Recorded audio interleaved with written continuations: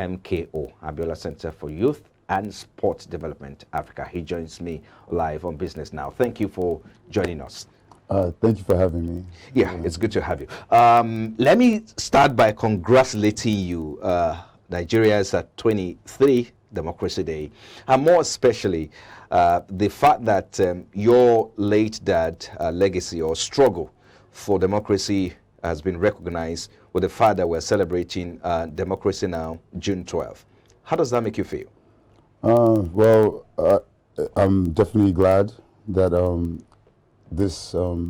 that the struggle who was led by my father is being recognized. But I'd like people to understand that yes, my father is being the figurehead, but the struggle itself was not an Abiola-centric struggle. It wasn't just singularly Abiola. It's a celebration for all Nigerians who in 1993 decided to take their fate into their own hands and decided that they would come out, jettison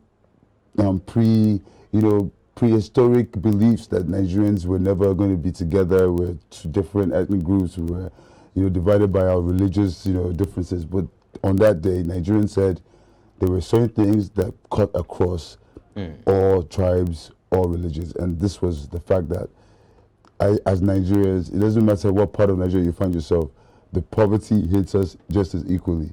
So I think people on that day decided to come out and express themselves and wanted to pick their own leaders. And I think that was what we're celebrating. So this is a wonderful day for the Abiola family, but also it's also a celebration for Nigerian people who stood firm and who went out in the rain, in the sun, voted, waited for the votes to be counted.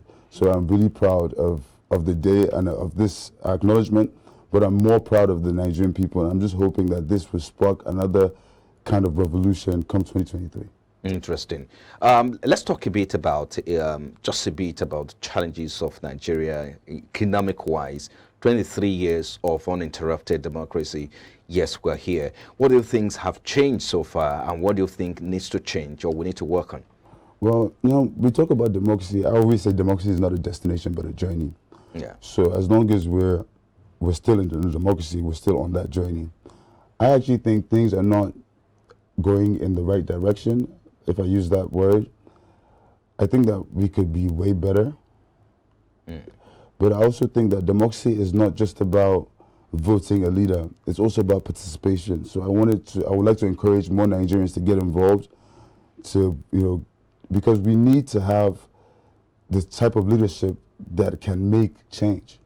You see, I think what we have today is you have about 25% coverage, so you have like 25% of the population declaring or deciding for the 100%, which I think is not necessarily a mandate. It's more of just a sectional group of people deciding what is going to happen in the country. What we need is more of the majority of the population deciding who will lead. And I think in that situation, you have a better representation for the people, because today, if you have 20 million people with voters cards and only 2 million people are voting, then all I have to do is find money for 2 million people and I can be the governor. But what I would like to see is at least 15 million people out of the 20 voting. I can't pay all 15 million people. So the idea there would be that the people that would actually be the representatives would actually be accountable to the Nigerian people and not the other way around. You are not accountable. Now you're being accountable to your leaders, but the leaders should be accountable to the people. Let's talk about your late father's legacy, his wealth creation, his business empire, and the fact that at the time he was the richest Nigerian at the time with over $1 billion in terms of asset. How are you keeping up with that legacy in terms of wealth creation and sustaining those businesses? Well, as you know, that the Abiola family is kind of a very big family. So, and when all this, in 1990, when all this happened, I was not more than 7, 8 years old. So I was still a baby. But at the same time, I knew of some of the companies. And over the years, I'd been doing some research and trying to find out. So I did go around to find out because, it's one thing to know that your father was rich, but it's another thing to know where the source of the funds came from. In my research, I was able to visit some of my dad's properties. I can start from the Abiola farms. I think you mentioned the Abiola farms. Abiola farms is split into 4 different farms, and there are 2 in Taraba. In Taraba, there's 1 in Kwara, and there's 1 in Ogun State. Now, what my father was able to do in those farms was he had 10,000 hectares of land, and he built a silo on these lands. You know, the idea for my father was he will grow, because there were, at that time, maybe 100 million Nigerian people. That is a no-brainer kind of business that we need to eat. So my father will grow, you know, whatever grew in the area, and then he will store it. If the prices were good, he will store, or he will sell if the prices were good. And if they were not good, he could store it, wait for it to get better, and then sell. But I don't think that was what my dad was actually focused on. He was focused on creating value, and I think that's the most important part of all my dad's business empires. He was trying to employ Nigerians. He believed more in the Nigerian than I think Nigerians themselves believe in themselves. But I think that's what leadership is about: giving your people hope, giving your people something to dream to. You know, so he wanted to open these companies in Nigeria, not because, you know, he wanted to make money from Nigerians, but he wanted to give Nigerians a sense of belonging, a sense of, you know, as a man, you need to have something you're doing, or, you know, you end up doing other things that might not be completely legal. So I think my father was just trying to find ways to alleviate some of the pressures that he saw in the community. So yeah, so I think the only empire that I think was really important to my dad was the empire of the Nigerian people's lifestyle. And knowing that he came from poverty and was able to become the richest, then he probably believed that there were so many people who, if had just a bit of the opportunities he had, or just a bit of the guidance he got, might be. So I'm wondering how many Abiola'S have we lost over the years, since we're not really taking them to account. So it's one of those things that I think that we should look at. So when I actually decided to do my research, I was doing the research because I knew that the Abiola family wasn't just only my family members and our extended family, but the people who worked in the Abiola farms, people who worked in Wonderloaf, people who worked at the Concord newspapers. You know, these were part of the Abiola family, and my father treated them just like that. I remember growing up with them in the house. You know, they came and they were welcome. So yeah, let me quickly come in here. I mean, you manage some of those companies. You sit on the board of, on the board of those companies at the moment. How has it been managing them and sustaining, the growth trajectory over the years? Oh, well, first of all, you know, like after my father's, unfortunate demise, untimely demise, we had issues with the military regime at the time. So some of these companies were shut down by the military regime at the time. And once that happened, like I said, I was still young. So my oldest brother, Kola Abiola, decided to, I don't know exactly what he decided to do. You might have to ask him what he decided to do. But once I came on board, and I realized that, okay, it has been so many years that passed. Well, if you want to talk about it, of course, you can talk about it. I would get to that. I'll get to that. But I'm sure by the time I explain, you probably will come to your own conclusions that I shouldn't have to tell you all this. But like I said, when I got back home, I was wondering that why was it so long? We had been in a democracy after 99.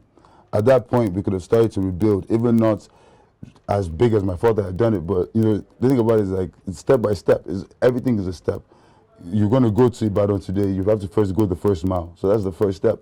So I look at it like that. So it took me a while to get my head around exactly the politics of what was going on. By the time I had reached out to my older brother a couple times trying to find some kind of plausible solution, something that would give, if not only the Abiola family hope, but Nigerians as a whole hope. Because, it would be funny that we all talk about Abiola as the richest man in Nigeria. It would be good to have some signs of this riches and say, oh, I'm Abiola Lunia. So at least people can say, okay, you know what?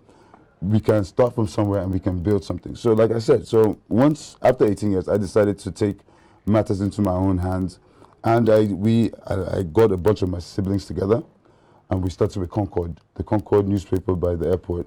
We renovated it. We couldn't do the Concord newspaper because so much time had passed, and I'm not a journalist, so I need to probably meet a journalist that would take me through the business angle of it, and then we'll see how that would be plausible. But what I decided to do was, at the time, they were just warehouses, and I decided to just turn it into, first of all, a tech hub, because my dad was very into, like, giving people opportunities. So people might have ideas, but they might not have the finances to do it.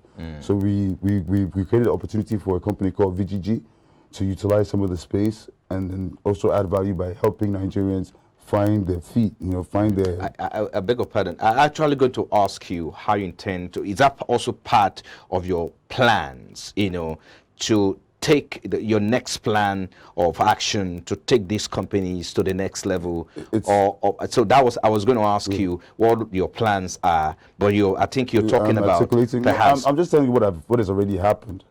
Okay. These are things that have happened in the past. There are more plans that we're thinking of getting into. But would you want to share some of those plans with us? How you intend to take the companies to the next level? Yeah, definitely. Definitely. The first step is because of, I said I took matters into my own hands, but doing the Concord, I got a lot of, backlash from my older brother, Kola, on that. So what I now decided to do was, instead of going, doing my way, I should try to go through the courts. So I now decided to go to the courts just to clarify some issues. One of the issues is my brother Kola is not a director in any of these companies. And that's simple. And none of us are directors.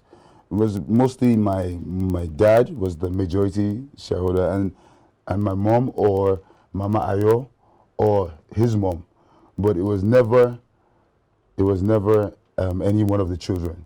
So, but we found out that when we got back home, some magician had changed some of the documents around. So we had to first of all clarify that. So that is also, hopefully, will be sorted out shortly. And once that is done, we can now actualize our future plans. And what is our plans? It's not rocket science.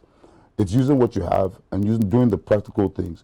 So for instance, like I said, the Concord, there were warehouses. We've turned half of it into VGG, trying to help people find their way. And then the other half is Career Plus. They do shipping. They need to store what they need to ship. So a warehouse is the perfect space for it. So they're also using the space.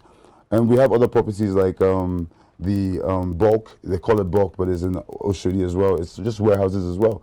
I had discussed with the World Food Organization. At the time when I was having this conversation, we had a bunch of IDP camps. They needed a place to store the food that they were going to distribute to those IDP camps. That place was perfect for that kind of job. So they were ready to even pay millions. So you have to understand that the thing about business of today is that it's like the world is a global village. I have something, you need something. We can always strike an agreement. And so it's not like my father's time where everything had to have been done by him. At this time, there are people doing so many wonderful things that if you just collaborate, we can probably make, we can make scrambled egg.